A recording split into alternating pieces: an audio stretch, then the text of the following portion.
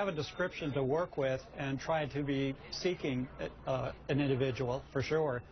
But they don't have someone in custody yet, and they don't have the identity yet to be put. So there's been nobody arrested, or you can parse the wording, whether you want to call it custody or an arrest or detained or any of that. No one has been brought to that status yet where they have somebody that they've been talking to.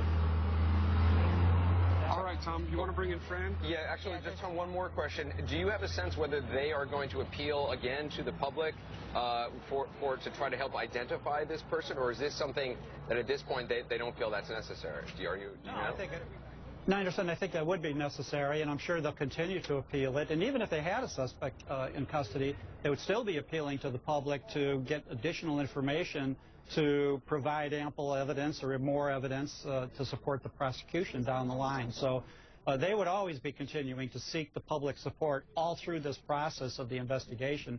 And there's going to be as much or more investigation that would need to be conducted after a person's in custody as much as getting them to the point of being in custody. Right. All right, Tom, let's consider another source. We have Fran Townsend with us now. Fran, what are you hearing? Wolf Anderson, so look, I've been on the phone, as has Tom Fuentes, as you just heard from him. I've spoken to two senior administration officials and another federal official. All have said what Tom said is right. There's not somebody in custody or arrested. That the situation is very fluid.